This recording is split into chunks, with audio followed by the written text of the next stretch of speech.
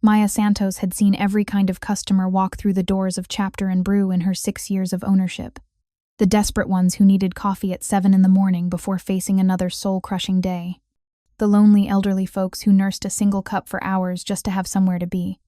The students who couldn't afford textbooks but pretended to browse while secretly photographing pages with their phones. She'd seen them all, understood them all, and helped them all in whatever small ways she could. But the girl in the black hoodie, currently sliding a hardcover novel into her backpack while pretending to look at bookmarks, was different. If you're enjoying this story so far, don't forget to hit the like button and subscribe. Drop a comment telling me where in the world you're watching from. I love hearing from you. Maya watched from behind the counter, her hands steady as she wiped down the espresso machine. The girl was maybe 13, with dark hair pulled into, a messy ponytail and expensive sneakers that didn't match the rest of her deliberately disheveled appearance. Her movements were practiced but not quite smooth enough. Amateur hour. The girl zipped her backpack and headed for the door. "Excuse me," Maya called out, her voice gentle but firm. The girl froze, her hand on the door handle. For a moment Maya thought she might run. Instead, she turned around slowly, her face a careful mask of innocence. "Yeah? That book in your bag, the one with the blue cover. You planning to pay for it?" The mask cracked slightly. The girl's jaw tightened, but she didn't deny it. Points for not being a complete liar. "I don't know what you're talking about." Maya came around the counter, moving slowly, non-threateningly. She'd learned this dance years ago when she was the one stealing food from corner stores, pocketing whatever she could to survive another day in whatever foster home had temporarily taken her in.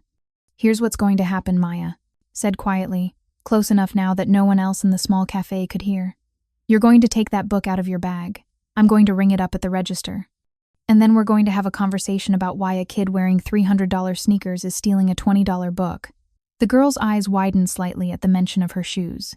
She glanced down at them, then back at Maya, and something shifted in her expression. Not quite guilt, but close. "What if I just leave? Then I call the police, file a report, and you end up with a record that follows you around for the rest of your life." Maya crossed her arms. "Trust me, kid. That's not a road you want to go down." For a long moment, they stared at each other. Maya could see the calculation happening behind those dark eyes, the weighing of options, the testing of boundaries. Finally, the girl reached into her backpack and pulled out the book. The Perks of Being a Wallflower. Maya's heart clenched. She'd stolen that same book once, 15 years ago. "Counter," Maya said, gesturing. They walked together to the register. Maya rang up the book slowly, watching the girl's face. Up close, she could see the expensive cut of her hair, the subtle designer label on her hoodie, the kind of understated wealth that screamed old money. $23.47, Maya said. The girl reached for her pocket, but Maya held up a hand. "I've got it." "What?" "I said I've got it." Maya pulled out her own wallet and paid for the book, then slid it across the counter in a paper bag. "It's yours." The girl stared at the bag like it might explode. "Why would you do that?" "Because I've been you," Maya said simply. "Different circumstances, maybe. But I know what it's like to steal something you don't actually need, just to see if anyone cares enough to stop you." The girl's carefully constructed mask shattered completely. Her eyes filled with tears that she blinked back furiously. "You don't know anything about me." "You're right, I don't." Maya leaned against the counter. "But I know that look. That I'm testing everyone around me to see if they'll finally pay attention look. So here's me, paying attention. What's your name?" The girl hesitated. "Bella." "Bella. I'm Maya." She paused, making a decision that her business partner would probably call insane. "How did you get here?"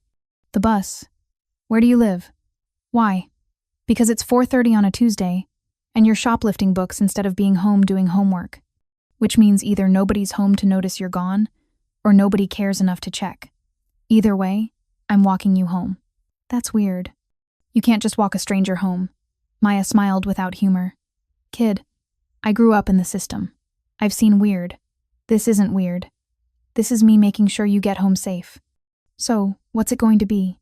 You give me an address, or I really do call the police and let them take you home in a squad car?" Bella's face paled slightly at that. "Fine, but I'm not telling you the exact address until we get close." "Fair enough." Maya grabbed her coat from the back office. Called out to her employee Marcus that she'd be back in an hour and followed Bella out onto the Chicago street. The October air was crisp, carrying the smell of dying leaves and exhaust fumes. They walked in silence for the first 2 blocks. Bella's hands shoved deep in her pockets, Maya matching her stride.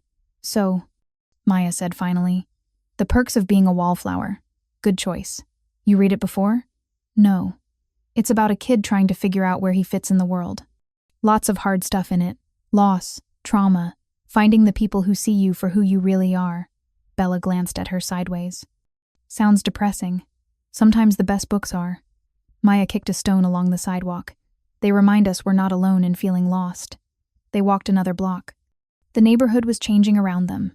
The modest brownstones and corner bodegas, giving way to tree-lined streets and carefully maintained row houses. Old money territory. "Why did you steal books?" Bella asked suddenly. Maya didn't sugarcoat it.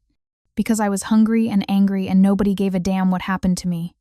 Books were the only things that made me feel like maybe there was a world beyond foster homes and social workers who saw me as just another file on their desk."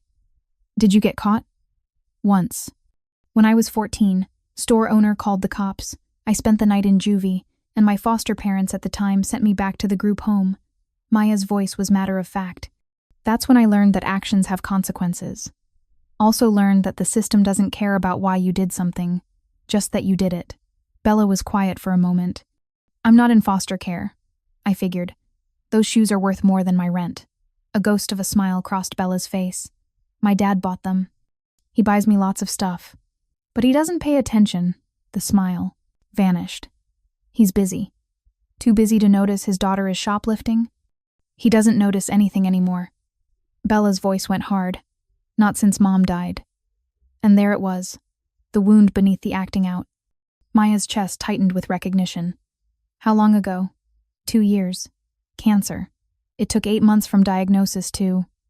Bella trailed off. "I'm sorry. Everyone's sorry. Sorry doesn't bring her back. Sorry doesn't make Dad look at me like I'm not a reminder of what he lost. Sorry doesn't..." She stopped walking abruptly. "This is it." Maya looked up and felt her stomach drop. They stood in front of massive iron gates set into a stone wall that stretched the entire block. Beyond the gates, a circular driveway led to what could only be described as a mansion. 3 stories of limestone and glass, with manicured gardens and a fountain that probably cost more than Maya's entire bookstore. "You live here," Maya said slowly. "Yeah." Bella's voice was defensive. "So what? So this is..." Maya's mind raced, trying to reconcile the acting-out teenager with the obscene wealth on display. "Bella, what's your last name?" The girl's jaw set stubbornly. "Why does it matter?" "Because I need to know whose daughter I just walked home." "Moretti. Isabella Moretti." The name hit Maya like a punch to the gut. Everyone in Chicago knew the Moretti name. Old family, old money, old connections to everything that happened in the shadows of the city. She'd heard the rumors at neighborhood meetings, read the occasional news article that danced around direct accusations. Dante Moretti. Real estate developer, philanthropist, and if the whispers were true, the man who actually ran the South Side. "Your father is Dante Moretti," Maya said. Not quite a question. "You're going to run now, right?" Bella's voice was bitter. "Everyone does when they figure it out. Like we're contagious or something. Maya should run." Every survival instinct she'd honed over 31 years screamed at her to turn around, go back to her bookstore, and pretend this afternoon never happened. Instead, she pressed the call button on the gate intercom. "What are you doing?" Bella grabbed her arm. "Walking you home means making sure you get inside safely. That was the deal." "You don't have to." A voice crackled through the intercom. Male, professional, with an edge that suggested he was paid to be suspicious. "Yes?" "Maya Santos. I have Isabella Moretti here. I'd like to speak with her father." Silence. Then, one moment. The gates began to swing open with a mechanical hum. "You're insane," Bella whispered. "If you find this story engaging, please take a moment to subscribe and enable notifications. It helps us continue producing in-depth content like this. Do you have any idea who my father is?" "I'm starting to get the picture." Maya kept her voice calm despite her racing heart. "But I made a promise to walk you home, and I keep my promises. Besides, your dad should probably know his daughter is stealing books in the middle of the afternoon." He's going to kill you. Let's hope not. I have inventory to count tomorrow. They walked up the long driveway, their footsteps crunching on perfect gravel. Maya noticed the cameras mounted discreetly on the walls, the security checkpoint tucked behind a decorative hedge, the way every window on the ground floor was probably bulletproof. This wasn't just wealth. This was fortress-level protection. The front door opened before they reached it. A man in a dark suit stepped out security, definitely, with the build of someone who knew how to hurt people efficiently. Behind him, framed in the doorway, stood Dante Moretti. Maya had seen his picture in the newspaper, but photographs didn't do him justice. He was tall, maybe 6'2", with dark hair touched with silver at the temples, and eyes the color of smoke. He wore an expensive suit with the tie loosened, like he'd just come from a meeting. Everything about him radiated controlled power. Those gray eyes locked onto Bella first, scanning her for injuries with the focus of a man checking his most valuable possession. Then they shifted to Maya, and she felt the weight of his attention like a physical thing. Bella. His voice was deep, controlled, but Maya heard the thread of concern underneath. Inside. Now. Dad, it's not inside. Bella shot Maya an apologetic look and hurried past her father into the house. The security guard followed, leaving Maya alone on the doorstep with Dante Moretti. He studied her for a long moment, taking in her thrift store coat, her practical boots, the flour stain on her sleeve from this morning's baking. She could see him cataloging everything, analyzing, categorizing. "Maya Santos," he said finally. "You brought my daughter home." "I did." "Why?" "Because she needed someone to notice her." Something flickered across his face, surprise, maybe, or recognition. "You could have called the police." "I could have. But then your daughter would have a record, and I'd be one more adult who proved to her that nobody actually cares." Dante's jaw tightened. "You don't. I know anything about what I care about." "You're right. I don't." Maya held his gaze, refusing to be intimidated despite the very rational fear curling in her stomach. "But I know your daughter was shoplifting a book this afternoon in my store. I know she took the bus there alone. And I know she's testing boundaries, because someone needs to show her where those boundaries are. And you thought you'd be that someone. I thought I'd walk her home and let her father know. There's a problem. What you do with that information is up to you, Mr. Moretti." They stood there, two strangers from completely different worlds, connected by a 13-year-old girl crying out for attention in the only way she knew how. Finally, Dante stepped aside. "Come in, please." Maya hesitated. Walking through that door felt like crossing a line she couldn't uncross. "Miss Santos," Dante said, his voice slightly softer. "You took the time to bring my daughter home safely instead of calling the authorities. At least I can do is hear you out properly, and perhaps thank you over coffee." There was something in his eyes, not quite vulnerability, but close. A father who'd just realized he'd been missing something crucial. Maya took a breath and stepped inside. The interior of the Moretti mansion was exactly what she'd expected. Marble floors, crystal chandeliers, art that probably cost more than her college education. But it was also strangely cold, more museum than home. No family photos on the walls, no clutter, nothing that spoke of the messy reality of raising a teenager alone. A woman in her 50s appeared from a side hallway housekeeper, Maya guessed, from her professional demeanor. "Mr. Moretti, Isabella is in her room." She refused dinner. "Thank you, Maria." Dante turned to Maya. "My office." "This way." She followed him down a hallway lined with expensive artwork into a large office that managed to be both intimidating and oddly personal. The desk was massive, the bookshelves lined, with leather-bound volumes, but there was also a framed child's drawing on one shelf, stick figures labeled Daddy, Mommy, and Me in crayon. Dante caught her looking at it. She made that when she was 6. Before, he stopped himself. "Coffee? Something stronger?" "Coffee's fine." He pressed a button on his desk phone. "Maria, 2 coffees, please." Then he gestured to the leather chairs by the window. "Sit." It wasn't quite a request, but Maya sat anyway, acutely aware of how out of place she looked in this room, that probably cost more to furnish than she'd made in the last 5 years. "So," Dante said, sitting across from her, "my daughter was shoplifting." "From your store." "Chapter and Brew. It's a bookstore cafe in Bridgeport." "I know Bridgeport. Working class neighborhood, mixed demographics, some gang activity on the eastern edge." He said it matter-of-factly, like he was reading from a file. What was she stealing? A book, The Perks of Being a Wallflower. Dante's. Expression didn't change, but Maya saw his hands tighten on the chair arms. And you paid for it. I did. Why? Maya met his eyes directly. Because I was her once. Different circumstances, but same desperate need to be seen. I figured she didn't need a criminal record. She needs someone to pay attention. You think I don't pay attention to my daughter? It wasn't a question, but Maya answered anyway. I think you're drowning in grief and work and whatever else consumes your life. And Bella's drowning too, but you're both doing it separately. She told me her mother died 2 years ago. The mask Dante wore, the controlled, dangerous one, cracked just slightly. Cancer. Pancreatic. 8 months from diagnosis to, he stopped, his jaw working. Gabriella was everything. To both of us. I'm sorry.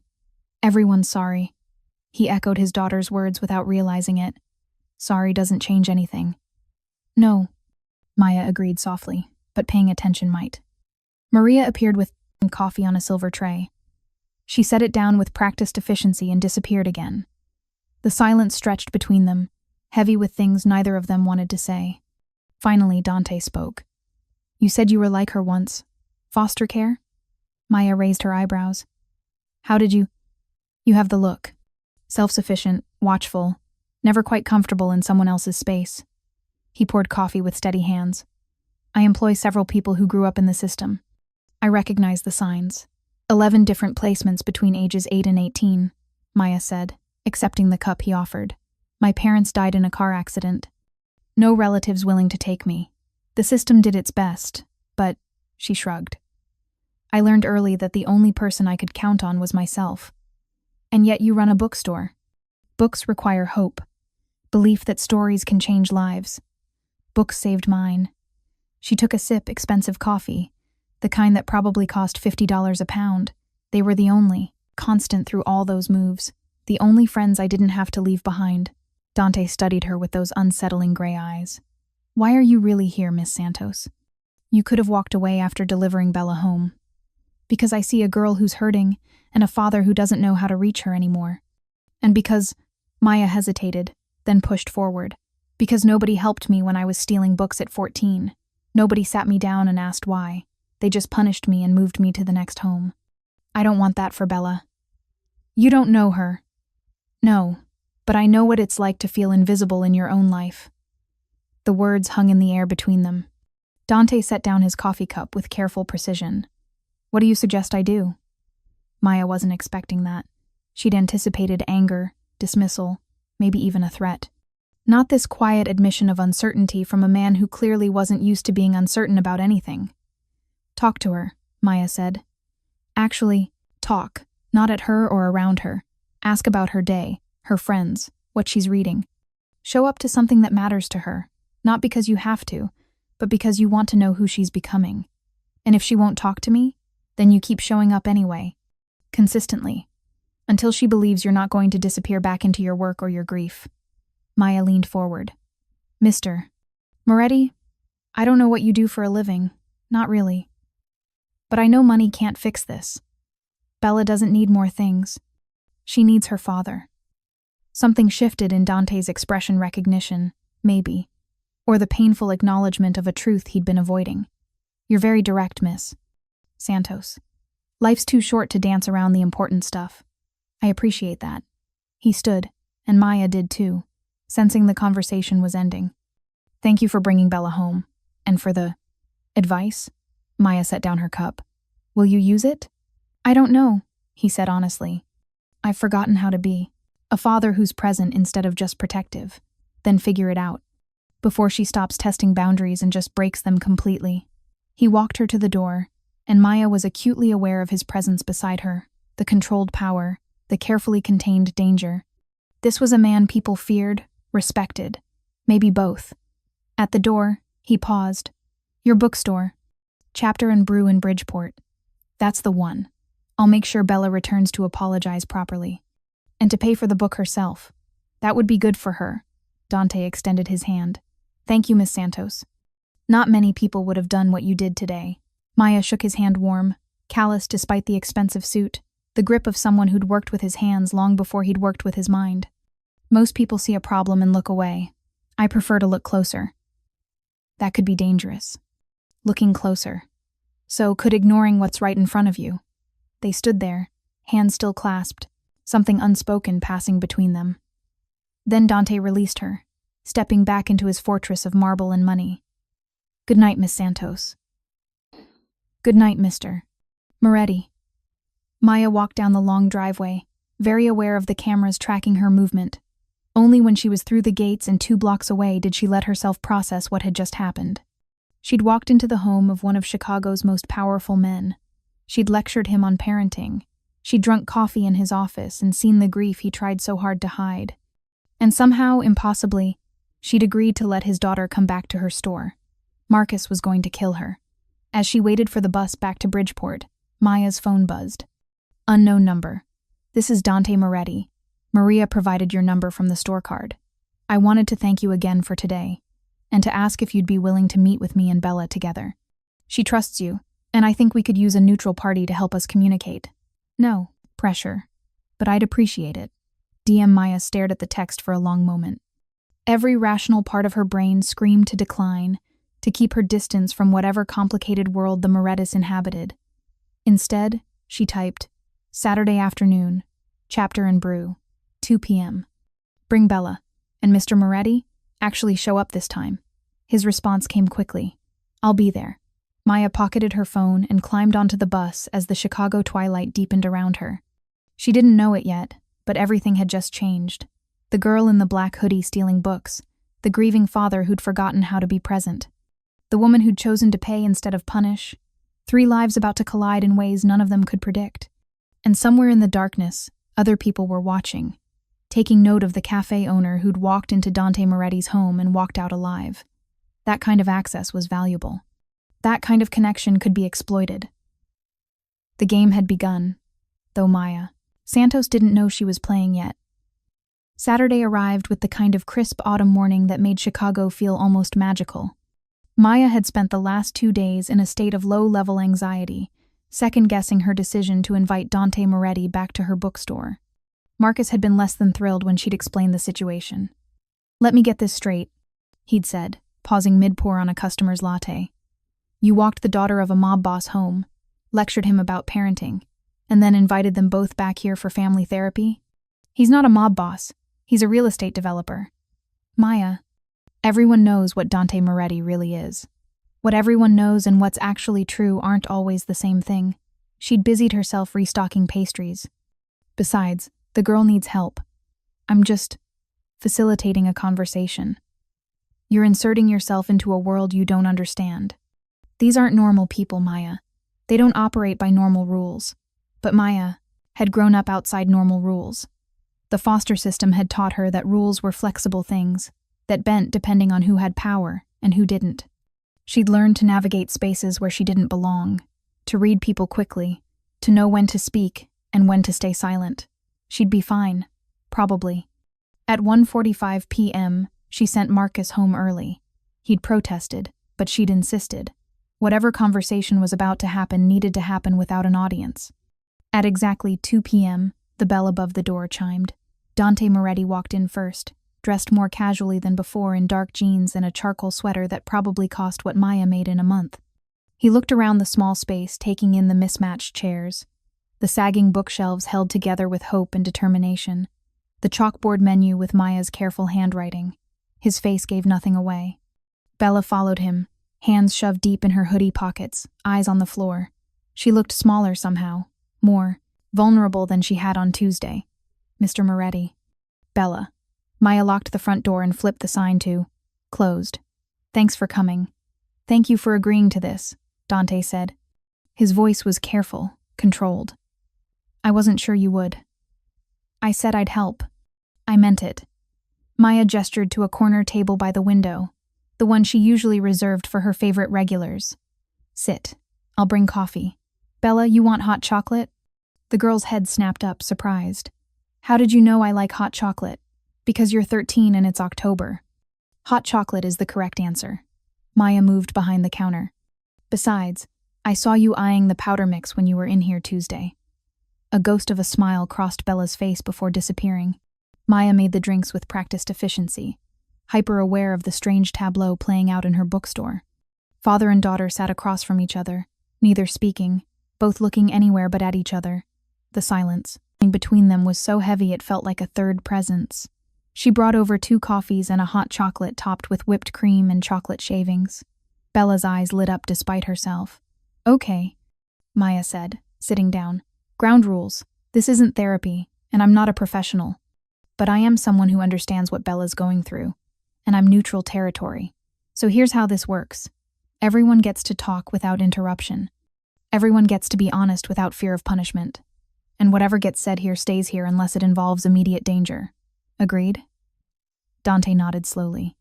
Bella shrugged, which Maya took as agreement. "Good. Bella, you want to start? Tell your dad why you were stealing books." Bella wrapped her hands around the mug of hot chocolate, staring into it like it held answers. "Because I wanted to see if anyone would notice." "Notice what?" Dante asked, his voice gentler than Maya had heard it. "Notice me. Notice that I was gone. Notice that Bella's voice cracked. "That I'm drowning and nobody cares. I care." Dante leaned forward. "Bella, of course I care. You don't act like it." The words came out harsh, defensive. "You're always working, always in meetings, always somewhere else. Even when you're home, you're not really there. I'm providing for us, making sure you're safe, that you have everything you need. I don't need more stuff, Dad." Bella's voice rose. "I need you. I need you to ask about my day and actually listen to the answer. I need you to remember that I have a history test on Friday, or that I made the soccer team, or that I'm scared all the time that you're going to die too and leave me completely alone." The last words came out as a sob. Bella covered her face with her hands, shoulders shaking. Dante looked stricken, frozen, like he wanted to reach for his daughter but had forgotten how. Maya caught his eye and nodded toward Bella. "Go to her," she mouthed. He moved slowly, carefully, sitting in the chair next to Bella instead of across from her. For a moment, he just sat there. Then, hesitantly, he put his arm around her shoulders. Bella collapsed into him, crying into his sweater. Dante's other arm came up, wrapping around her, holding her tight. His eyes closed, and Maya saw his jaw clench with the effort of not breaking down himself. "I'm so sorry, baby," he whispered. "I'm so sorry I haven't been there. I thought..." His voice cracked. "I thought if I kept working, kept us safe, kept everything running, that would be enough. But you're right. It's not enough. You needed your father, and I was too buried in my own grief to see that you were grieving too." They stayed like that for several minutes, father and daughter holding each other while silent tears fell. Maya stood quietly and moved to the counter, giving them privacy while staying close enough to intervene if needed. Finally, Bella pulled back, wiping her face with her sleeve. "I miss her so much, Dad. Every single day. I know. I do too." Dante cupped her face gently. "Your mother was the heart of our family. When she died, I didn't know how to keep going without her. I still don't most days. But that's not your burden to carry, Bella. You shouldn't have to steal books just to get my attention.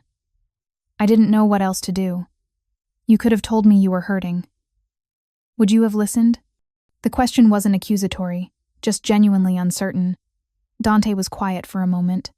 "Honestly, I don't know, but I'm listening now. And I promise you, I'm going to keep listening, even when it's hard, even when we're both still figuring out how to live in a world without her." Bella nodded, leaning into her father again.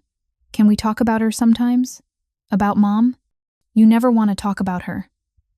"Because it hurts," Dante admitted. "Because every time I think about her, I remember what we lost. But you're right. We should talk about her. Remember the good parts, not just the ending." Maya returned to the table with a box of tissues. Bella took several, blowing her nose loudly. "Sorry," she mumbled, "for making a scene. You're processing grief," Maya said. "That's not a scene. That's being human." Bella looked at her father. "Are you really going to be around more? Or is this just something you're saying because Maya's here?" Dante met his daughter's eyes. "I'm going to try. I can't promise I'll be perfect at it. I'm going to mess up, probably a lot. But I promise I'm going to show up. to your soccer games, to dinners, to whatever matters to you. And I promise you can call me, anytime, for any reason, and I'll answer. Even if you're in a meeting? Even then. What about your work? You're always saying how important it is. Nothing is more important than you. Dante said it with absolute certainty. I've been confusing keeping you safe with actually being your father. From now on, I'm going to do both. Bella studied him for a long moment, weighing his words against years of absence. Finally, she nodded. Okay, but I'm going to hold you to that. I wouldn't expect anything less. A small smile crossed his face. You're your mother's daughter. She never let me get away with anything either. For the first time since entering the bookstore, Bella smiled. A real smile that reached her eyes. Maya felt something warm unfold in her chest. This was why she did what she did. These moments of connection, of bridges being rebuilt, of people finding their way back to each other. So, Maya said, sitting back down. Now that we've addressed the why, let's talk about the how. How do you two want to move forward? They spent the next hour talking. Actually talking, not at each other or around each other, but directly to each other. Dante learned that Bella was struggling in algebra and had been too afraid to ask for help. Bella learned that her father had been avoiding her because seeing her reminded him so viscerally of Gabriella that it physically hurt. They made plans, family dinners 3 times a week, minimum. Dante would cut back his evening meetings. Bella would be honest when she was struggling instead of acting out. They'd visit Gabriella's grave together once a month. Small steps, manageable commitments, building blocks toward being a family again. There's one more thing, Bella said, looking at Maya. I need to properly apologize for stealing from you and pay you back. She pulled out a crumpled $50 bill from her pocket. I know the book was only 20-something, but you paid for it when you didn't have to. So this is for that, and for helping us today, and for not calling the cops on me. Maya looked at the money, then at Bella's earnest face. I'll take payment for the book. $23.47. But the rest is too much. Please, Bella insisted. You spent your Saturday afternoon dealing with our mess. You deserve more than I'm giving you. How about this? Maya said. I'll take the book payment. The rest, you donate to Chicago Youth Services. They help kids in foster care, kids like I used to be. Deal? Bella's face brightened. Deal. They exchanged money, Maya making proper change and giving Bella a receipt. It felt important, this small transaction acknowledgement of what had been taken and what was being returned. Can I come back here? Bella asked. Like, to hang out and read? I promise I won't steal anything. You're welcome anytime, Maya said. In fact, I could use someone to help shelve books on Saturday afternoons. Pays $10 an hour, and you get free hot chocolate. Interested? Bella's eyes widened. Really? You'd hire me? If your dad approves. They both looked at Dante. He was studying Maya with an expression she couldn't quite read. Gratitude mixed with something deeper, more complex. I think that would be good for her, he said slowly. If you're sure. I'm sure. Besides, I meant what I said. I could use the help. Maya stood, starting to collect the empty mugs. Marcus has been begging me to hire someone to handle the weekend shelving. Might as well be someone who actually cares about books. Bella practically bounced in her seat. Can I start next Saturday? Works for me. 2 to 5 p.m. Wear comfortable shoes, you'll be on your feet a lot. Thank you, Bella said, and impulsively hugged Maya. Thank you for everything. Maya hugged her back, this girl who reminded her so much of her younger self. You're welcome, sweetheart. Now go look at the young adult section. I just got in some new releases you might like. Bella wandered off, leaving Maya alone with Dante. He stood slowly, moving to the counter where Maya was rinsing mugs. You have a gift, he said quietly, for seeing through people's walls and finding what they're really saying underneath. Survival skill from my youth. Maya dried her hands. When you grow up in unstable environments, you learn to read people quickly. Figure out what they need, what they want, what they're hiding. And what am I hiding? The question caught her off guard. Maya turned to face him. Really look at him. Up close, she could see the fine lines around his eyes, the silver threading through his dark hair, the weight he carried in his shoulders. You're hiding the fact that you're terrified, she said softly. Terrified of losing Bella the way you lost Gabriella. Terrified that if you let yourself feel too much, you'll you'll break completely. So you bury yourself in work and protection and control, because those are things you can manage. Emotions aren't. Dante's expression didn't change, but something flickered in his eyes. You see a lot. I see someone trying very hard to hold everything together. It's exhausting, isn't it? Being that strong all the time? Yes. The admission seemed to cost him something, but I don't have a choice. Too many people depend on me. Everyone has a choice. You're just afraid of what happens if you make a different one. They stood there, barely 3 feet apart, the air between them charged with something Maya didn't want to examine too closely. Thank you, Dante said finally. For today, for Tuesday. For giving Bella a chance when you could have made her life much harder. I did what anyone decent would do. You'd be surprised how few people are decent when it matters. He pulled out his wallet. What do I owe you? For the coffee, the session, nothing. Maya held up a hand. This wasn't about money. Then let me make a donation to your bookstore. This neighborhood could use more places like this. Mr. Moretti Dante, he corrected. If we're going to have my daughter working here, we should probably use first names. Dante, then. The name felt strange on her tongue. Intimate. I appreciate the offer, but I don't take charity. It's not charity. It's investment. There's a difference. He wrote a check anyway, placing it on the counter. Think of it as payment for the next 6 months of Bella's employment. Consider it her job security. Maya looked at the check and felt her eyes widen. $10,000. This is way too much. It's exactly enough. Your roof needs repairs. Your heating system is from 1,985, and those bookshelves are held together with prayer and duct tape. He said it matter-of-factly, not mockingly. Consider it an investment in making sure my daughter has a safe place to work. Maya wanted to refuse. Every independent bone in her body screamed to give the check back. But the truth was, he was right. The roof leaked. The heating system was failing. The bookshelves were a lawsuit waiting to happen, and this money would let her fix all of it. Thank you, she said finally. This is incredibly generous. It's practical, and perhaps a bit selfish. I want to know Bella's spending her Saturdays somewhere safe, with someone who won't exploit her name or her connections. I would never. I know. Dante's gaze was steady, assessing. That's why I feel comfortable letting her work here. You see her as Bella, not as a Moretti. That's rare. Before Maya could respond, Bella returned with 3 books. Can I buy these? I have my allowance. Of course. Let me ring you up. As Maya processed the sale, she felt Dante watching her. It wasn't threatening exactly, but it was intense, like he was trying to figure out a puzzle that didn't quite fit together. Same time next Saturday? Bella asked, clutching her bag of books. For work, I mean?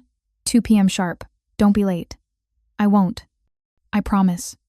Bella hugged Maya again, quick and impulsive. Thank you for not giving up on me. Never, Maya said. Not my style. At the door, Dante paused. Maya, I want you to know that I take my daughter's safety very seriously. The people who work for me, who interact with her, they're vetted thoroughly. Are you vetting me? Maya raised an eyebrow. I already did. Before I came today, he said it without apology. I know you grew up in foster care, in Wisconsin. I know you came to Chicago at 18 with $200 and a dream. I know you worked 3 jobs while going to community college. I know you bought this bookstore 5 years ago with a small business loan you're still paying off. I know you volunteer at youth literacy programs, and that you've never been arrested for anything more serious than a parking ticket. Maya felt her stomach tighten. That's invasive. That's protection. For Bella, I'm not a threat to your daughter. No, you're not. You're one of the first truly good people she's met outside our family. Dante's expression softened slightly. But I needed to be sure. You understand. Maya did, even if she didn't like it. No more digging into my life. Agreed. Unless you give me reason to. I won't. Then we'll get along fine. He offered his hand. Thank you again, Maya. For everything. She shook it, noting again the calluses, the strength, the careful control. Take care of her. She's special. I know. Something vulnerable crossed his face. I'm going to do better. Starting now. They left, Bella waving enthusiastically through the window. Maya watched them walk to a black SUV parked discreetly down the street security detail, she realized. Of course, Dante Moretti didn't go anywhere without security. She locked the door and leaned against it, processing everything that had just happened. In the span of 1 week, she'd inserted herself into the life of one of Chicago's most powerful families. She'd been investigated, vetted, and apparently approved. She'd accepted $10,000 from a man whose business dealings she didn't fully understand. And she'd agreed to let his daughter work in her bookstore every Saturday. Marcus was right. She was insane.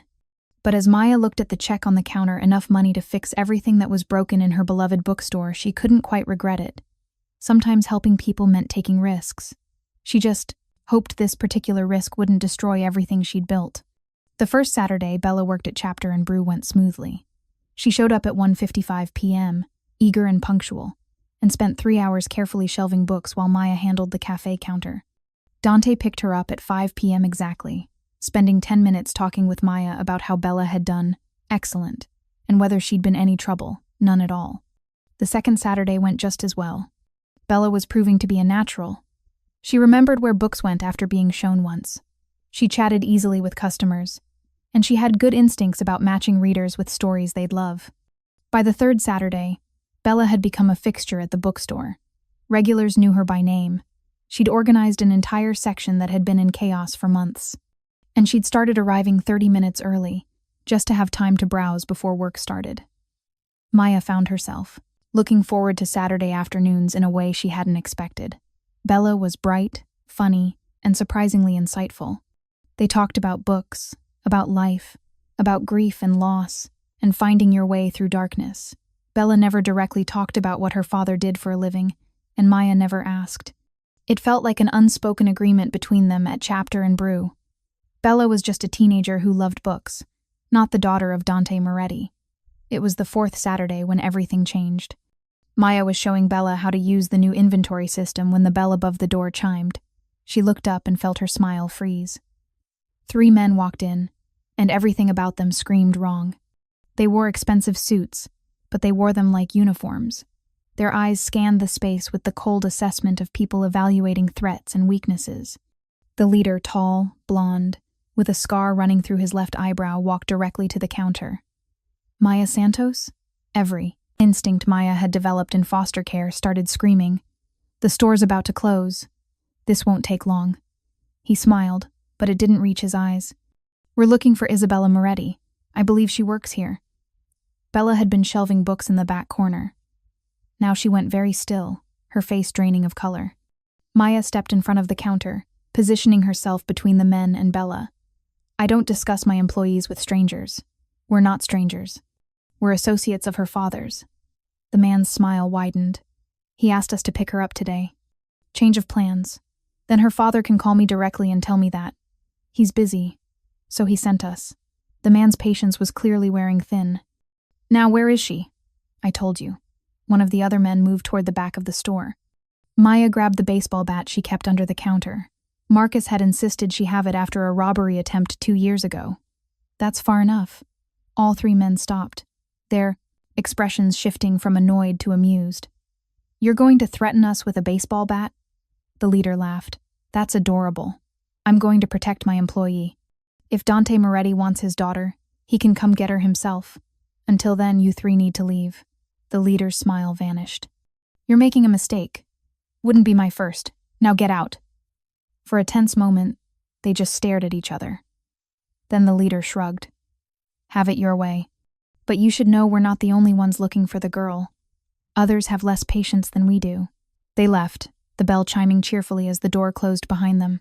Maya immediately pulled out her phone, dialing the number Dante had given her for emergencies. He answered on the first ring. Maya, what's wrong? 3 men just came into my store looking for Bella. They said you sent them to pick her up. I sent no one. His voice went hard, deadly. Is she safe? She's here with me. But Dante, they knew she worked. Here. They knew her schedule. Lock the doors. Don't let anyone in. I'm 10 minutes away. A pause. Maya, I need you to trust me. Can you do that? She looked at Bella, who was pale and shaking in the corner. Yes. Lock the doors. Stay away from windows. I'm coming. The line went dead. Maya locked the front door, pulled the shades on the windows, and ushered Bella into the back office. It's going to be okay. You don't understand. Bella's voice was small, terrified. If they know where I work, if they're coming after me here, that means your father will handle it. He's on his way. They'll come back. They always come back. Bella wrapped her arms around herself. I'm sorry. I'm so sorry I brought this to your store. Maya pulled her into a hug. You didn't bring anything. You're just a kid, Bella. Whatever's happening, it's not your fault. They waited in the office, Maya keeping her phone in one hand and the baseball bat in the other. 7 minutes later, she heard vehicles pulling up outside. Multiple vehicles, then pounding on the front door. Maya, it's Dante. She ran to unlock it, and suddenly her small bookstore was filled with large men in dark clothing. Security, clearly, all moving with military precision, checking windows, securing exits, creating a perimeter. Dante came straight to her, his hands gripping her shoulders. Are you hurt? No, I'm fine. Bella's in the back office. He was moving before she finished speaking, disappearing into the back. Maya heard Bella's sob of relief, heard Dante's low voice reassuring her. A man approached Maya, not quite as tall as Dante, but with the same air of controlled danger. Miss Santos, I'm Vincent Caruso. I handle security for Mr. Moretti. I need you to describe the men who came in. Maya described them in detail, the leader's scar, his accent, the way they'd moved, what they'd said. Vincent's expression grew darker with each detail. Volkov family, he said finally. Russian outfit. They've been moving into Southside territory for months. Why would they want Bella? Because hurting Dante's daughter hurts him, makes him vulnerable, emotional, easier to manipulate. Vincent's jaw tightened. This is escalating faster than we thought. Dante emerged from the back office with Bella, his arm protective around her shoulders. He looked at Vincent. Volkov? Confirmed. Then we move now. Get Bella somewhere safe. Full security detail. Dante turned to Maya. I need you to close the store. For the next few days at least. What? Why? Because they know Bella works here. That makes this place a target. He moved closer, his voice dropping. Maya, I'm sorry. I never meant to bring danger to your door. This isn't. It is. And I need to fix it. He looked around the bookstore she'd built from nothing, and something painful crossed his face. I'll compensate you for the lost business. And I'll post security outside until we've resolved this situation. I don't want your money. I want to understand what's happening. What's happening is that my world is bleeding into yours, and it could get you killed. Dante's voice was harsh with self-recrimination. This was a mistake. All of it. I should have known better than to let Bella work here, to involve you. Don't. Maya's voice was sharp. Don't you dare take this away from her. She's happy here. She's healing. You don't get to yank that away because things got complicated. Complicated. Dante's control cracked slightly. 3 Russian mobsters just threatened you in your own store. This isn't complicated, it's dangerous. I grew up in the system. I know dangerous. This isn't my first time dealing with men who think they can intimidate me. This is different. How? Because these men will kill you without hesitation if they think it serves their purpose. The words came out louder than he'd intended. The security team pretended not to hear. Silence fell between them, heavy with fear and frustration, and something neither of them wanted to name. Finally, Bella spoke up, her voice small. I don't want to stop working here. Baby, it's not safe. Nowhere is safe. Bella pulled away from her father. They know where I go to school. They know where we live. Hiding doesn't work, Dad. You've been trying to hide me my whole life, and they still found me. She's right. Maya said quietly. Running won't solve this. Dante looked between them, his daughter, and this woman who'd somehow become essential in just a few short weeks. His carefully controlled world was unraveling, and he could feel it slipping through his fingers. I can't protect you both, he said finally, the admission clearly costing him. If they're targeting Bella through you, if they know about this connection, then we're already connected, Maya finished. Pushing me away now doesn't change what they know. It just means Bella loses one of the few safe spaces she has. Vincent cleared his throat. Boss, we need to move. The longer we stay in one location. I know. Dante turned to Maya. Close the store for tonight. Tomorrow we'll figure out a security plan that lets Bella keep working here if that's what she wants. But tonight, everyone goes somewhere safe. I live above the store. Not tonight, you don't. Dante's tone left no room for argument. Tonight, you come with us. I have a safe house, multiple rooms, full security, no connection to any of my known properties. You'll be safe there until we've eliminated this threat. I'm not running to a safe house like some scared. Please. The single word stopped her. Dante stepped closer, his voice dropping. Please, Maya. If something happened to you because I let my daughter into your life, I'd never forgive myself. Let me protect you both.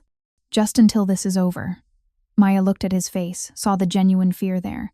The desperation of a man who'd already lost too much and couldn't bear to lose more. Fine, she said finally. But I'm bringing books. If I'm going to be stuck in a safe house, I'm going to need reading material. Relief flooded Dante's features. Bring whatever you need. Vincent, get them both to the Oakbrook property. Full security detail. No one in or out without my clearance. On it, boss. 20 minutes later, Maya found herself in the back of an armored SUV with Bella beside her and Vincent driving. 2 more SUVs followed security vehicles, she realized, a convoy to keep them safe. I'm sorry, Bella said quietly. This is all my fault. If I hadn't shoplifted that book, then we never would have met, Maya finished. And you'd still be drowning and your dad would still be buried in work and grief. Sometimes good things come from mistakes, Bella. Even when the good things put you in danger? Maya squeezed her hand. Especially then. The best things in life usually involve some risk. They drove for 40 minutes, eventually pulling up to a gated estate that made Dante's primary residence look modest. The safe house was a sprawling modern structure of glass and stone, isolated on several acres with security that probably rivaled the Pentagon. Inside, it was furnished like a luxury hotel, impersonal but comfortable. Maya was shown to a guest suite that was larger than her entire apartment. Mr. Moretti will be here within the hour, Vincent told her. Until then, stay inside. Don't open the doors for anyone but me or the boss. If you need anything, use the intercom system. Then she was alone in a mansion that wasn't hers, hiding from men who wanted to hurt a 13-year-old girl, wondering how her simple life had become so complicated so quickly. She pulled out her phone and called Marcus. Please tell me you're not dead, he answered. Not dead, but I need you to close the store for the next few days. Emergency situation. What kind of emergency? The kind I can't explain over the phone. Just trust me, okay? Close the store, Tell. Customers will reopen next week, and don't go there alone. Actually, don't go there at all until I call you. Maya, you're scaring me. I'm a little scared too, she admitted. But I'm safe, I promise. I'll explain everything when I can. After she hung up, Maya sat on the edge of the massive bed and tried to process everything. 4 weeks ago, she'd been living her quiet life, running her bookstore, helping her community in small ways. Now she was hiding in a safe house, under the protection of Dante Moretti, because Russian mobsters had threatened her over a teenage girl who'd stolen a book. Her life had become a crime novel, and she wasn't sure if she was the hero or just an unfortunate bystander about to get caught in the crossfire. A knock on her door made her jump. Maya? It's Dante. May I come in? She opened the door to find him looking exhausted, his tie loosened, his hair disheveled from running his hands through it. How's Bella? Maya asked. Shaken but safe. She's in her room, video chatting with her friend from school, trying to maintain some normalcy. He paused. Can we talk? Maya stepped aside, letting him into the suite. He moved to the window, staring out at the grounds lit by security lights. I owe you an explanation, he said finally. A real one. About who I am and what's happening. You don't owe me anything. Yes, I do. You're in danger because of me. You deserve to understand why. Maya sat in one of the armchairs. Okay. I'm listening. Dante turned to face her, and for the first time since they'd met, his carefully maintained mask fell completely away.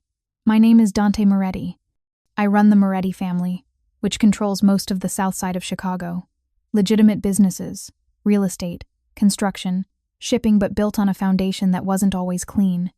My father and grandfather before him made deals with people who operated outside the law. They established territories, relationships, understandings with other families about who controlled what. He moved to sit across from her, his hands clasped between his knees. When my father died 10 years ago, I inherited everything. The business, the territory, the obligations. I've spent the last decade trying to transition everything legitimate, paying off debts, severing ties with illegal operations, building something clean that Bella could inherit without shame. But you can't just walk away from that world. Other families see it as weakness, as opportunity. The Volkov family. Yes. They've been expanding into Chicago for the past 2 years. They want our territories, our connections, our infrastructure. I've been holding them off through negotiation and strategic positioning, but they're getting desperate. And desperate people do desperate things. Like threaten a 13-year-old girl. Like that. Dante's voice went hard. Bella has been my weakness since she was born. Everyone knows I'd burn the world down for her, so they threaten to her to get to me.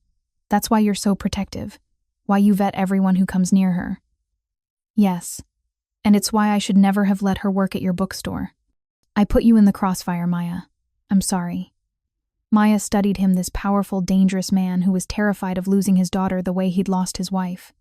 What happens now? She asked. Now I handle the Volkov family, permanently. The way he said it made Maya's blood run cold. They made a mistake coming after Bella directly. That changes the rules of engagement. What does that mean? It means I do what I've been avoiding for 2 years. I remind everyone in this city why you don't threaten a Moretti. He met her eyes. It won't be pretty, and it won't be legal. But it will be final. You're talking about war. I'm talking about protection. For Bella. For you. For everyone who's under my care. He leaned forward. I know this isn't the world you signed up for.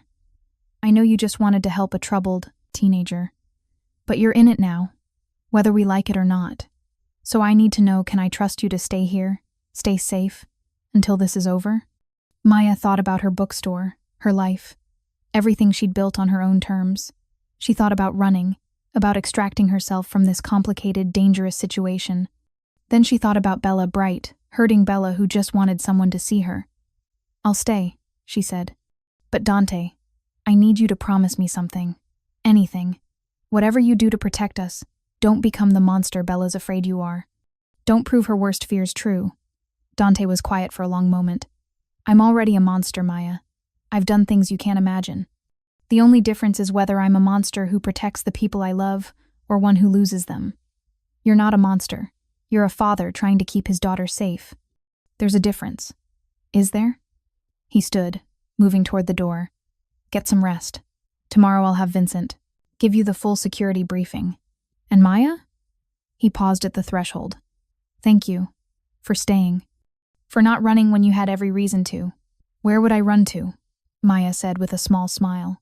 You probably already have people watching everywhere I'd go. A ghost of a smile crossed his face. Probably. After he left, Maya lay in the enormous bed, staring at the ceiling, and wondered what she'd gotten herself into. Outside, men with guns patrolled the perimeter. Somewhere in the city, other men were planning violence. And in the middle of it all, a woman who'd only wanted to save a girl from making her same mistakes found herself falling into a world she didn't understand. But she was in it now. For better or worse, Maya Santos had just become part of Dante Moretti's world, and there was no going back. Maya woke to sunlight streaming through floor-to-ceiling windows and, for a disorienting moment, had no idea where she was. Then memory crashed back the men in her bookstore, the convoy to the safe house, Dante's confession about who he really was. She checked her phone. 7:23 a.m. 17 missed calls from Marcus, 6 from concerned customers, and 3 texts from her landlord asking about next month's rent. Her normal life, continuing without her. There was a knock on the door. Miss Santos, it's Maria, Mr. Moretti's housekeeper. I've brought breakfast. Maya opened the door to find an older woman with kind eyes and a tray laden with coffee, fresh pastries, and fruit. The same woman who'd been at Dante's primary residence. Thank you, but you didn't have to. Mr. Moretti insists his guests are properly cared for. Maria set the tray on the small table by the window. Bella is already awake and asking for you. She's in the kitchen if you'd like to join her after you've eaten. After Maria left, Maya ate mechanically, her mind spinning. How long was she supposed to stay here? Days? Weeks? She had a business to run, bills to pay, a life that couldn't just pause because she'd stumbled into the orbit of a crime family. She found Bella in an enormous kitchen that looked like it belonged in a cooking show. The teenager sat at the island, pushing scrambled eggs around her plate, looking as lost as Maya felt. "Hey," Maya said softly. Bella's head snapped up, relief flooding her face. "Maya, I thought maybe you'd left, that you'd realized how crazy this all is and just left." "I'm not leaving." Maya slid onto the stool beside her. "How are you doing?" "I don't know. Scared? Angry? Guilty?" Bella's voice cracked. "This is all happening because of me. Because I couldn't just be a normal kid who talks to her dad instead of stealing books for attention." "Bella, none of this is your fault. These men, whatever they want from your father, it has nothing to do with you, except they're using me to get to him, so it has everything to do with me." She pushed her plate away. "I heard Dad on the phone last night. He was talking about removing, threats, and sending messages. That means violence, doesn't it? People getting hurt?" Maya wanted to lie, to sugarcoat it, but Bella deserved honesty. "Probably yes. Because of me. Because of men who think threatening a child is acceptable strategy. That's on them, Bella, not you." Maya took her hand. "Your father is doing what he thinks he needs to do to keep you safe. You can agree or disagree with his methods, but don't carry the weight of his choices. How do you do that? Not carry other people's choices? Practice. Lots of therapy. And remembering that we're only responsible for our own actions, not everyone else's." Maya squeezed her hand. "You didn't ask for any of this. You were just a kid acting out because you were hurting. Everything else? That's the adult's mess to clean up." They sat in comfortable silence for a moment. Then Bella said quietly, "I like you, Maya. You don't treat me like I'm fragile or like I'm dangerous because of my last name. You just see me. I see a smart, kind girl who's been through hell and is still trying to figure out how to be okay. That's what I see." Bella hugged her suddenly, fiercely. Maya hugged back. This girl who'd somehow wormed her way into her heart in just a few short weeks. "Miss Santos?" Vincent appeared in the doorway. "Mr. Moretti would like to see you in his office, if you're available." Maya found Dante in a home office that was somehow both more personal and more intimidating than the one at his primary residence. The walls were lined with photos Bella as a baby, as a toddler, school pictures charting her growth, and in several frames, a woman with Bella's dark hair and Dante's gray eyes smiled out at the camera. "Gabriella, it had to be." Dante stood at the window, phone pressed to his ear, his voice low and hard. "I don't care what it costs. Find them, all of them. And when you do, I want to know before any action is taken. Understood?" He turned as Maya entered, his expression shifting from cold fury to something softer. "Thank you for coming." He gestured to the chairs by his desk. "How did you sleep?" "As well as anyone does in a safe house surrounded by armed guards." Maya sat. "Bella's worried about you. About what you're planning. Bella doesn't need to worry about me. She's your daughter. Worrying about you is literally her job." Maya leaned forward. "Dante, she thinks this is all her fault, that people are going to get hurt because she stole a book. I'll talk to her. Will you? Or will you do what you've been doing, tell her not to worry, that you'll handle everything, while she watches you become exactly what she's afraid you are?" Dante's jaw tightened. "You don't understand the situation. Then explain it to me. Because from where I'm sitting, you're about to start a war, and I'd like to know what side I'm on." He studied her for a long moment, then made a decision. Dante pulled out his phone and showed her a series of photographs. Men in various locations outside Bella's school, near his primary residence, watching his office building. "The Volkov family has been surveilling us for weeks. These photos are from my security team. They know Bella's schedule, her routes, her routines. Yesterday's incident at your bookstore wasn't random, it was coordinated. They knew exactly when she'd be there." Maya felt cold. "How?" "That's what I'm trying to figure out. Either they've been watching for weeks, or..." He stopped himself. "Or someone told them. Someone close to you. Possibly." Dante's expression was grim. "I've been going through my organization with Vincent, identifying anyone who might have reason to betray me. It's not a short list. Why would someone do that? Money, power, fear. Take your pick." He pulled up another image, a man in his 40s with cold eyes and a cruel mouth. "This is Alexei Volkov. He runs their Chicago operations. He's been pushing for a meeting, but I've been refusing. Now I think that was a mistake. You're going to meet with him. Tomorrow night. Neutral territory. both sides bringing limited security. We're going to reach an understanding. The way he said understanding made Maya's stomach tighten. What kind of understanding? The kind where they realize that touching my daughter has consequences, that some lines once crossed can't be uncrossed. You're going to threaten him. I'm going to promise him what will happen if his family ever comes near Bella again. Dante's voice was utterly calm, utterly certain, and then I'm going to make sure he believes me. Maya should have been horrified. Should have been planning her escape from this world of surveillance and threats and barely veiled violence. Instead, she found herself asking, "What do you need from me?" Dante looked surprised. "What? You called me in here for a reason beyond updating me on your security situation. What do you need?" He was quiet for a moment, something vulnerable crossing his face. "I need you to help me talk to Bella. She won't listen to me. She thinks I'm already lost to this world, but she trusts you. If you could help me explain why I have to do this. I won't lie to her, Dante. I won't tell her violence is the answer. I'm not asking you to. I'm asking you to help me make her understand that sometimes, in this world, violence is the only language people understand, and that I'm doing this to protect her, not because I want to." Maya stood, pacing to the window. Below, she could see security patrolling the grounds, armed and vigilant. This was Dante's reality: constant threat, constant protection, living in a fortress because the world outside wanted to hurt the people he loved. "I'll talk to her," Maya said finally, "but on my terms. And you need to be there, actually talking to her, not just issuing pronouncements. She needs her father, not a crime lord." "I'm both." "Then show her more of the father and less of the crime lord." Maya turned to face him. "And Dante, after this meeting with Volkov, after whatever understanding you reach, I need you to consider what comes next." "What do you mean?" "I mean this life, the threats, the security, the constant danger. Is this what you want for Bella? For the next 5 years until she's 18? For the rest of her life? Of course not. But this is the world I was born into. And you have the power to walk away from it. You said yourself you've been transitioning to legitimate business. So commit to it fully. Not halfway, not with one foot still in the old world. All the way." Dante's expression hardened. "It's not that simple. It never is. But Bella deserves a father who's trying to build a better world, not one who's just managing the violence of the old one." Maya moved toward the door, then paused. "Think about it. Because right now, you're teaching her that power comes from fear and violence. Is that really the legacy you want to leave her?"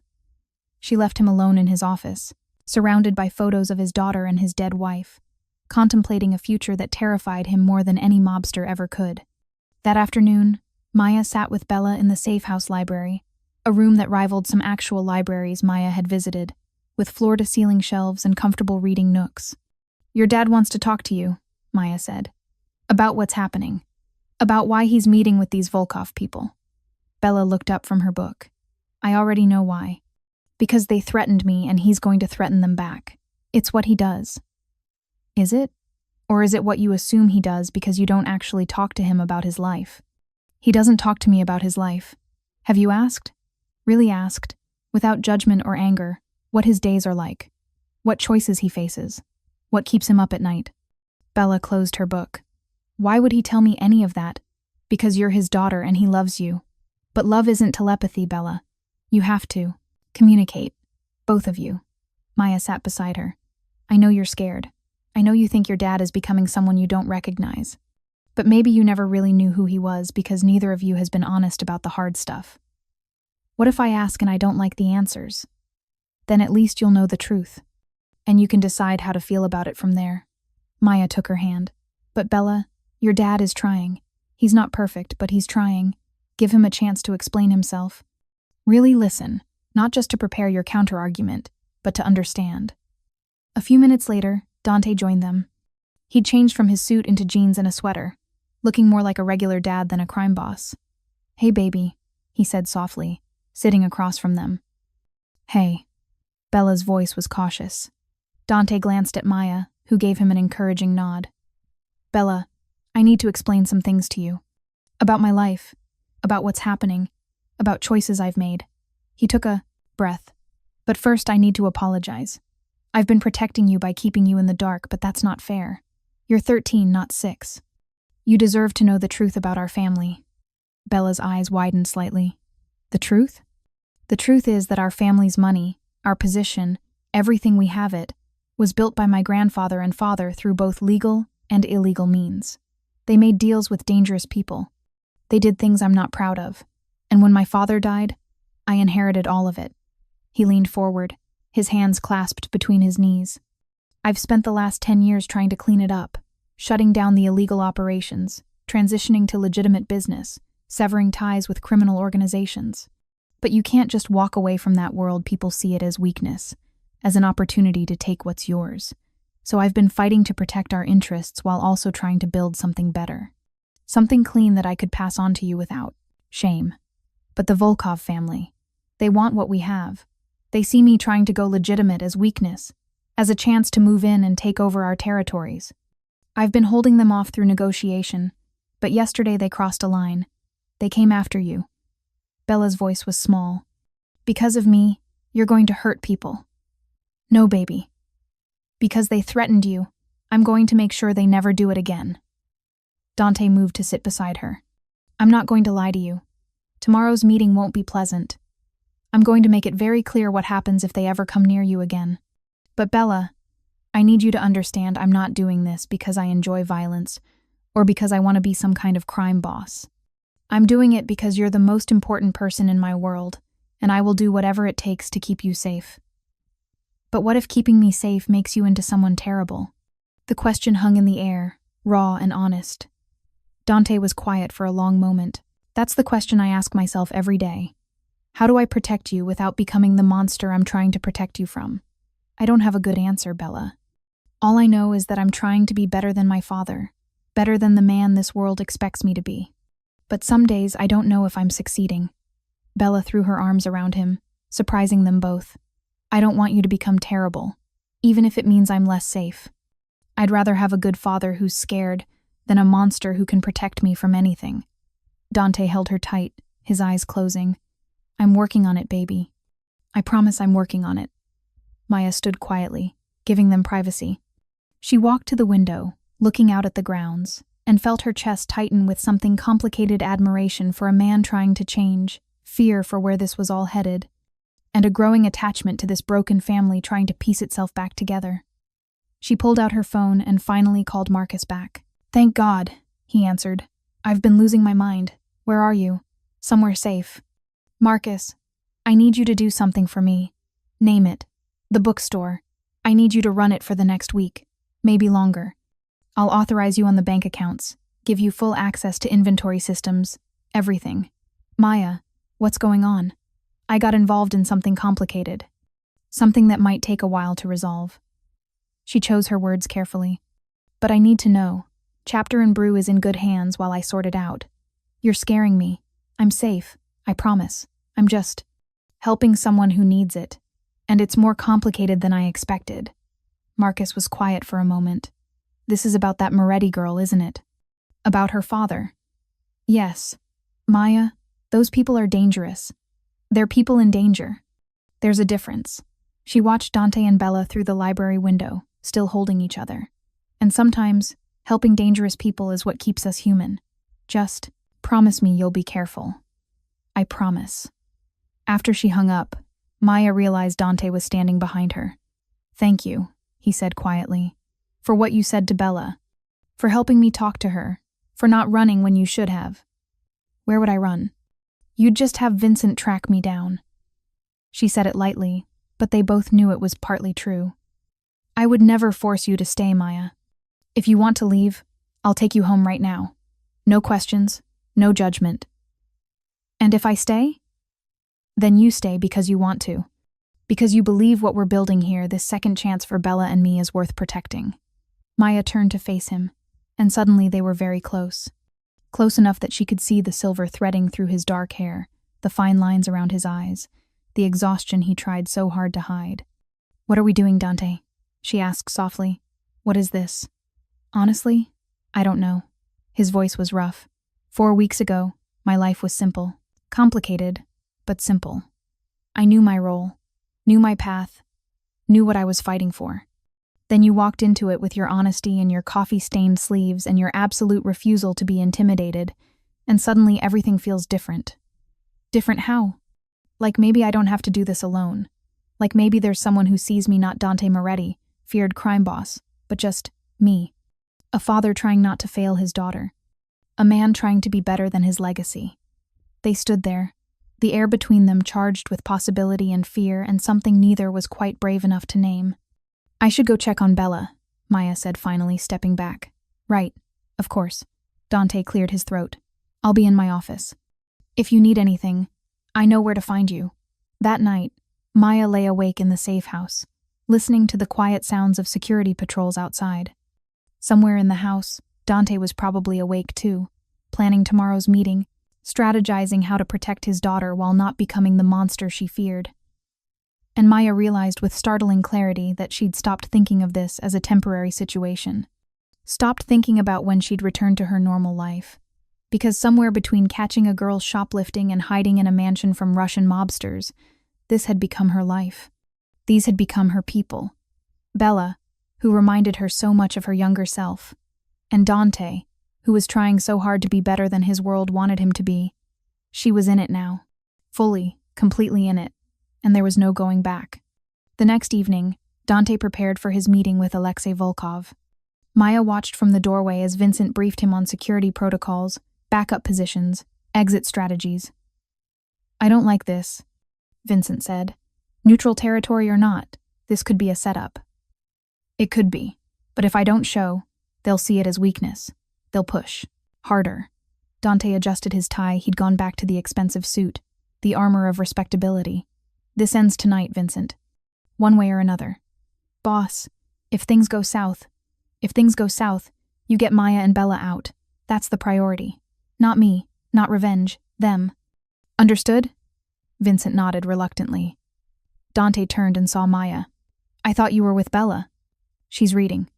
I wanted to talk to you before you left. Maya stepped into the room. Are you sure about this? No, but I'm doing it anyway. He dismissed Vincent with a look, leaving them alone. Maya, if something happens to me, don't. I need to say this. If something happens, Vincent has instructions. He'll make sure you and Bella are protected, that you're both set up financially, that... Stop. Maya moved closer. You're going to come back. You're going to sit down with these people, reach whatever understanding needs to be reached, and come home to your daughter. Because she needs you, Dante. Not your money, not your protection network, you. What if I can't give her what she needs and keep her safe? What if those things are mutually exclusive? Then you figure out a third option. Because that's what parents do, they find ways when there don't seem to be any. Maya surprised herself by reaching up and straightening his already perfect tie. Come home, Dante. Please. He caught her hand, holding it against his chest. Maya, I need to tell you something. What? These past few weeks, having you in our lives, watching you with Bella, talking to you like you're someone who actually sees me, and not just what I can do for them. He stopped, searching for words. It's reminded me that there's more to life than protection and power and managing threats. You've reminded me how to be human. Dante, I'm not saying this because I might not come back. I'm saying it because whether I do or not, you should know. You matter, Maya, to both of us. More than you probably realize. Before Maya could respond, his phone buzzed. Vincent's voice came through. Boss, it's time. Dante released her hand, stepping back into the armor of Dante Moretti, crime boss. But for just a moment, his mask slipped. Take care of Bella if... When you come back, Maya corrected firmly. When you come back, you're taking both of us out for dinner. Somewhere normal, where Bella can be a regular kid and you can be a regular dad, and we can all pretend that this is a normal friendship. A smile ghosted across his face. It's a date. Then he was gone, walking out to face men who wanted to destroy everything he'd built. Maya found Bella in the library, pretending to read but clearly watching the door. He's going to be okay, Maya said, sitting beside her. You don't know that. No, I don't. But I know your father is smart and careful and has every reason in the world to come home safely. So we're going to wait here, together, and believe in him until he proves us right. They sat at the library for 2 hours. Maya tried to read, but the words blurred together. Bella gave up pretending and just stared out the window. Finally, around 9 p.m., they heard vehicles in the driveway. Bella ran to the window. "It's him! He's back!" They rushed to the front entrance.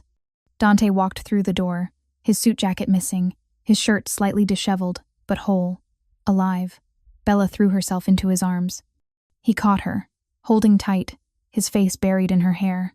"I'm okay, baby. I'm okay." "What happened?" Bella pulled back, checking him for injuries. "Are you hurt?" "Just my pride." A tired smile. But the meeting went as well as could be expected. "The Volkov family and I reached an understanding. They'll stay out of our territory, away from our family. It's over." "Just like that?" "Just like that." Dante looked at Maya over Bella's head, and something in his expression told her there was more to the story. But whatever had happened in that meeting, whatever understanding had been reached, he'd come home safely. That was what mattered. Later, after Bella had gone to bed, Maya found Dante on the terrace. He'd changed into casual clothes and stood with a glass of whiskey, staring out at the dark grounds. "You want to tell me what really happened?" Maya asked, joining him. "Not particularly." He took a sip of his drink. "Let's just say Alexei Volkov and I came to a mutually beneficial arrangement. They get something they want. I get guaranteed safety for my family. Everyone wins." "What did you give them?" "Territory in the north side I was planning to abandon anyway. Business partnerships that'll keep them profitable without threatening my interests. And a very clear demonstration of what happens if they break our agreement." "Demonstration?" Dante's smile was cold. "Let's just say they won't forget this meeting anytime soon." Maya shivered, but not entirely from the evening chill. This was the other side of Dante Moretti, the side that could be ruthless when needed, that understood violence as a language, that protected his family with methods she probably didn't want to fully understand. "Are you afraid of me now?" he asked quietly. "Should I be?" "Probably." He set down his glass. "I did things tonight, Maya. Made threats. Demonstrated capabilities. I became exactly what Bella's afraid I am. But you came home.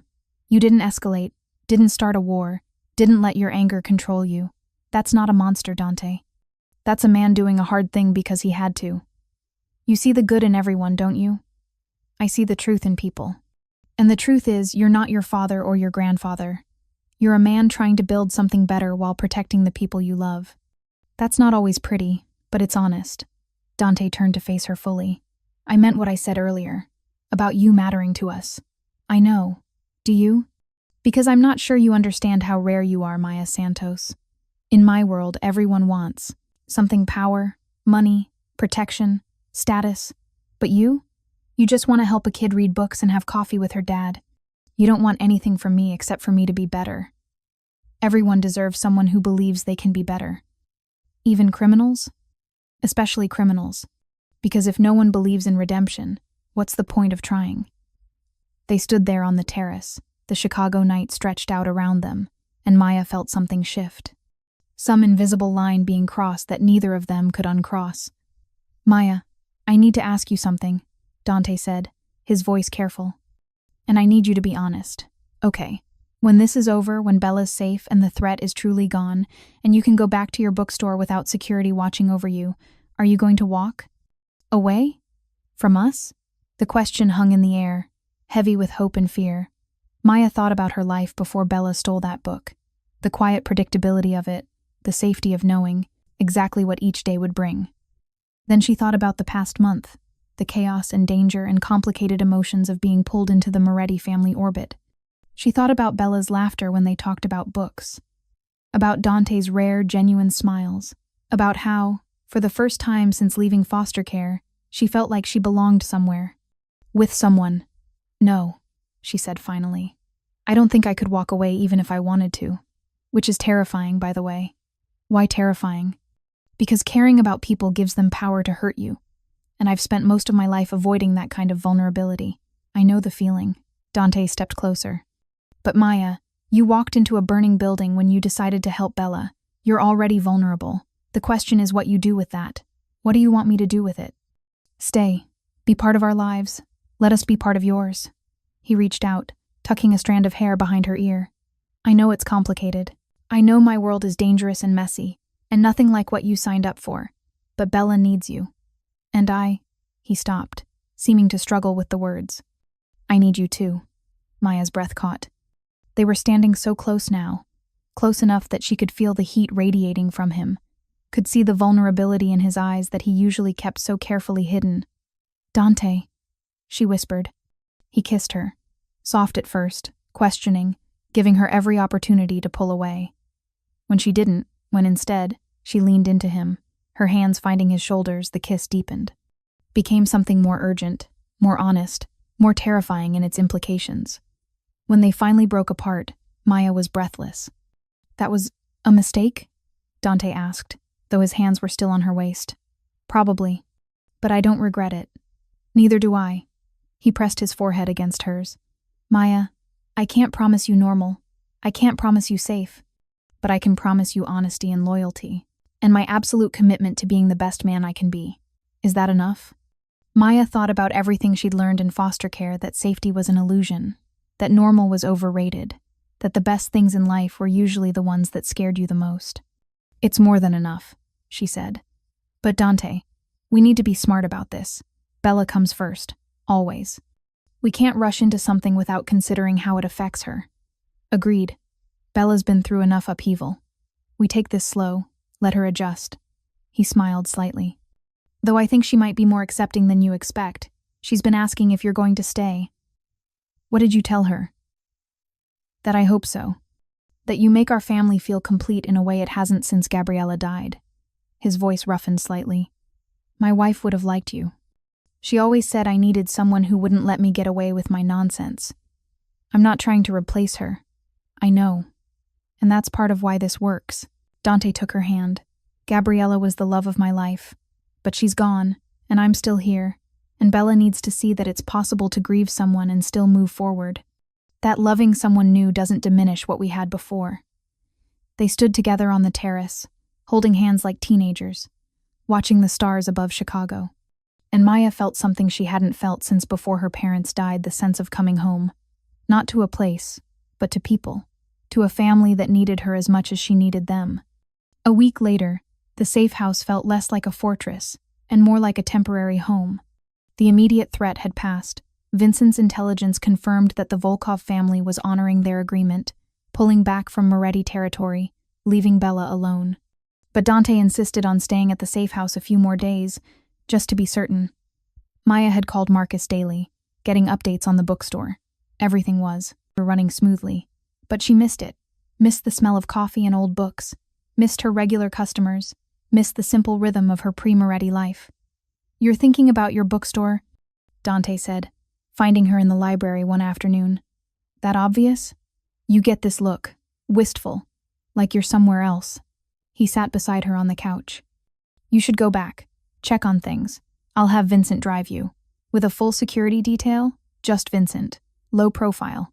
You can't hide forever, Maya. At some point, life has to return to normal. Or what passes for normal now. The next morning, Maya returned to Chapter and Brew for the first time in a week. Marcus nearly tackled her with a hug.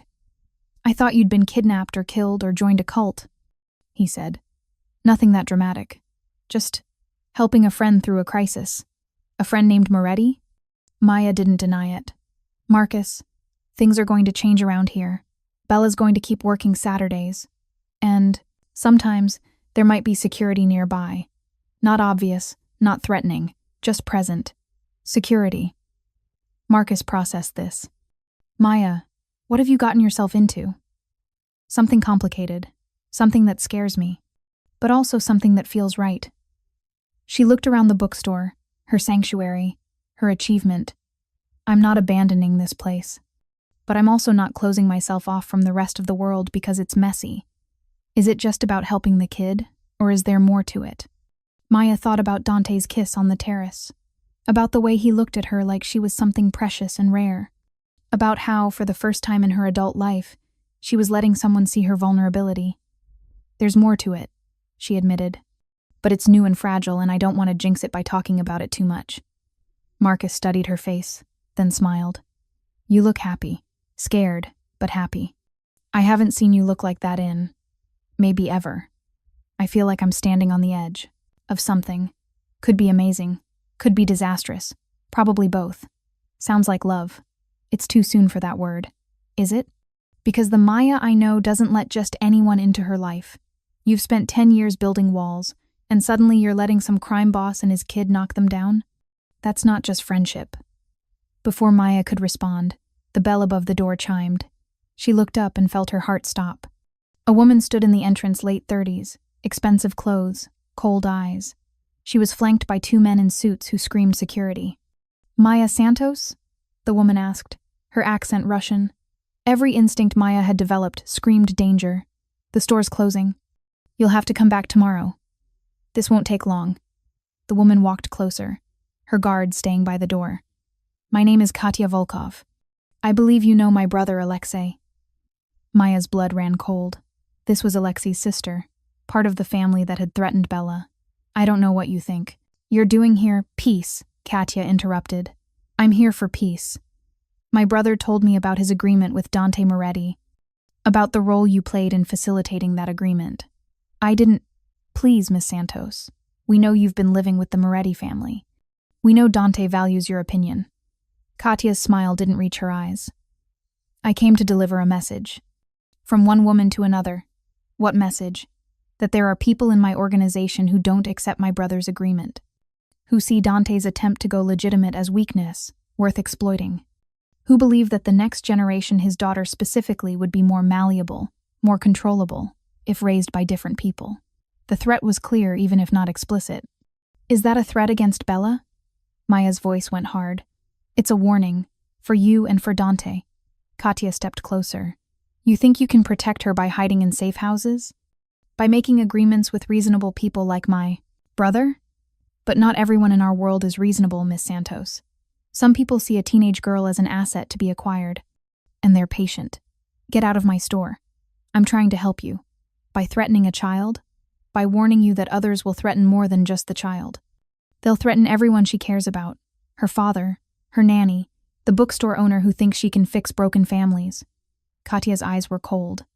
You've inserted yourself into a world you don't understand, Miss Santos. A world where caring about people makes you vulnerable. Where love is a weapon to be used against you. Then I'll learn to fight back. Will you? Because from what I hear, you're a pacifist. A do-gooder who believes in redemption and second chances. Katya moved to the door. That worldview will get you killed. Or worse, it'll get the people you love killed while you watch. She left before Maya could respond, her guards following like shadows. Marcus emerged from the back room, and where he'd been hiding. Maya, what the hell was that? That was a reminder that this world is more dangerous than I thought. Maya pulled out her phone, hands shaking. I need to call Dante. Maybe you should just walk away. Close the store for a while. Disappear. Let the Morettis handle their own problems. Maya thought about Bella's smile when she talked about books. About Dante's vulnerability when he admitted he needed her. About the family they were building together. Fragile and imperfect, but real. I can't walk away, Marcus. They're my family now. Since when? Since when? Since I stopped being able to imagine my life without them. She called Dante. He answered immediately. Maya, is everything okay? No. Katya Volkov just left my bookstore. She delivered a threat not from Alexei, but from other people in their organization. People who don't accept your agreement. People who want Bella. The silence on the other end was terrifying. I'm coming to get you. Now, don't leave the colliery. Bookstore, don't open the door for anyone. Vincent's 10 minutes away. Dante, she said, there are people who see Bella as an asset, that they're patient. What does that mean? It means the threat isn't over. It means I need to finish this permanently. His voice went cold. And it means you're not safe as long as people know you matter to us. I'm not hiding again. Maya, I won't live in fear, Dante. I won't let these people control my life. If they want to threaten me, fine. But I'm not running. You're the most stubborn woman I've ever met. You wouldn't have it any other way. A surprised laugh. No, I wouldn't. Stay there. We'll figure this out together. 15 minutes later, Vincent arrived with 2 security guards. He escorted Maya to an SUV, scanning every shadow, every parked car, every potential threat. Mr. Moretti is not happy, Vincent said as they drove. Neither am I. But Vincent, I meant what I told him. I'm not living in a safe house forever. We need to find a permanent solution. There's only one permanent solution in this world, miss. Santos. What's that? Eliminating the threat completely. Vincent's voice was matter of fact. Mr. Moretti's been trying to avoid that option, trying to go legitimate, trying to build peace. But sometimes, peace only comes after you've destroyed everyone who threatens it. Maya felt cold. You're talking about killing people. I'm talking about survival. This is the world we live in. You can accept that, or you can keep pretending that good intentions are enough. They arrived at Dante's primary residence. He'd decided the safe house was compromised, that they needed to consolidate at the main property with full security. The mansion Maya had first visited weeks ago now bristled with armed guards, surveillance equipment, and the visible evidence of a family at war. Dante met her at the door, pulling her into his arms before she could speak. Are you hurt? No. Shaken but not hurt.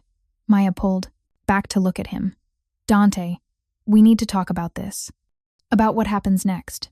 What happens next is I eliminate anyone who threatens my family. That's not a long-term solution. That's just creating more enemies, more cycles of violence. Then what do you suggest?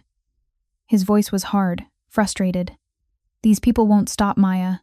They'll keep coming, keep threatening until either we destroy them or they destroy us, or until we remove the reason they're targeting you. What does that mean? Maya took a breath, an idea forming that terrified her even as it made terrible sense. They're targeting Bella because she's your weakness. Because they think controlling her gives them leverage over you. So remove that leverage. I can't give up my daughter. I'm not saying give her up. I'm saying give her a different life, a normal life. Send her to boarding school abroad, somewhere safe, where she can be a regular kid without death threats and safe houses. Let her grow up away from this world. Absolutely not. I'm not sending her away. Even if it keeps her alive? The question hung between them. I already lost Gabriella, Dante said, his voice breaking slightly. I won't lose Bella too. You won't lose her. You'll give her a chance to be normal, to grow up without fear, to become whoever she wants to be without the weight of your world crushing her. She needs her father. She needs to be alive. And right now, staying here, being part of your world, is putting her in constant danger. Dante turned away, his hands clenched into fists. Maya could see the war happening inside him. The protective father versus the rational strategist. Love versus logic. I need to think about this, he said finally. Okay, but Dante? Whatever we decide together. All three of us. Bella gets a voice in this too. That evening, they sat Bella down in Dante's office. The teenager looked between them, worry clear on her face. What's wrong? Did something happen? Someone came to Maya's bookstore today, Dante said. Someone from the Volkov organization. They delivered a threat, not an official one, but a warning that there are people who still want to use you to get to me. Bella's face paled. So it's not over. No, baby. It's not over. What does that mean? More safe houses? More hiding? Maya took her hand. We're trying to figure out the best way to keep you safe. And one option is giving you a life outside Chicago.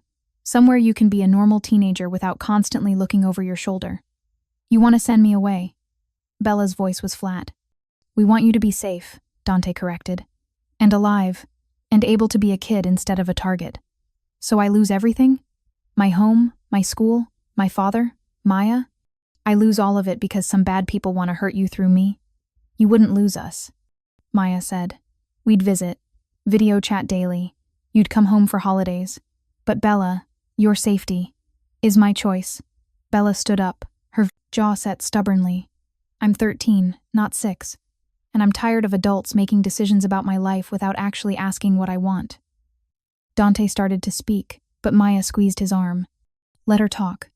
I know you're trying to protect me, Dad. I know you're scared of losing me like you lost Mom. But sending me away doesn't protect me, it just means I lose you even though we're both still alive. Is that really better? If it keeps you breathing, yes. What about being happy? Does that matter? Or is just surviving enough? The question was so raw, so honest, that Dante seemed to physically recoil. Bella continued, her voice shaking but determined. I've spent 2 years barely surviving, barely getting through each day without falling apart because Mom was gone and you were a ghost who happened to live in the same house. Then Maya showed up and actually saw me. And you started seeing me again too. For the first time in forever, I felt like I had a family again, like I mattered to. Someone. She looked between them, tears streaming down her face. I know it's dangerous. I know bad people want to hurt me to hurt you. But I'd rather have one more year with both of you than a lifetime safe and alone. So if you want to send me away, fine. But don't pretend you're doing it for me. You're doing it because you're scared. Dante looked like he'd been punched. He started to speak, stopped, tried again. Of course I'm scared. You're my whole world, Bella. If something happened to you, then you'd survive it. Like you survived losing Mom. Like I've had to survive feeling like I lost both parents even though you're still here. Bella wiped her face. I'm not saying don't protect me. I'm saying don't make me disappear in order to keep me safe. There has to be another way. Maya felt tears burning her own eyes. This brave, broken girl who'd stolen a book just to be noticed was now fighting for the family she'd finally found. There might be another way, Maya said slowly, an idea forming. But it's complicated, and it requires all of us to be honest about what we want. What do you mean? Dante asked. I mean, we stop hiding. We stop trying to exist in the shadows of your world while pretending Bella can have a normal life. Either you commit fully to going legitimate, cutting all ties, burning all bridges with the old world, building something completely clean, or we accept that this danger is permanent and figure out how to live with it. Maya, let me finish. If you go fully legitimate, you'll lose power, respect, possibly your entire organization. The people who've been loyal to you because of your father and grandfather will leave. You'll be starting over, essentially, with nothing but your legitimate businesses and whatever allies believe in your vision. She turned to Bella. And if your dad does that, our lives will change. Less money, less protection, less of everything you're used to. It means trusting that being clean is worth more than being powerful. Can you live with that? Bella didn't hesitate. Yes. If it means we're together, yes. They both looked at Dante. He stood at the window, his back to them, shoulders tight with tension. You're asking me to walk away from everything my family built, everything I inherited. The organization, the territories, the relationships that took 3 generations to establish. I'm asking you to choose who you want to be, Maya said softly. Not who your father was or what your world expects. Who you, Dante Moretti, want to be. A crime boss maintaining his empire? Or a father building a clean legacy for his daughter? Dante was silent for a long moment. When he turned, his face showed the weight of the decision. If I do this, if I walk away completely, there will be consequences. People who see it as betrayal. People who'll try to stop me. We'll face them together, Maya said. Together, Bella echoed. Dante looked at them, this woman who'd stumbled into his life by catching his daughter shoplifting, and his daughter who'd tested boundaries until someone finally set them. His family, imperfect, unconventional, but his. Okay, he said finally. I'll do it. I'll burn it all down and build something clean. For both of you. For us. Bella ran to him, and this time when Dante held his daughter, it felt different. Not like goodbye, but like beginning. Maya joined them, and for the first time, the 3 of them stood together as what they were becoming a family. Broken, healing, and choosing each other despite the cost. Outside, the Chicago night stretched endlessly. Inside, 3 people who'd found each other through chance and choice, held on to each other and believed that love was stronger than legacy. They didn't know if they were right, but they were willing to fight to find out. Thank you so much for watching until the end. If you loved this story, check out the other videos on your screen now. I think you'll really enjoy them. And don't forget to subscribe if you haven't already. See you in the next ST.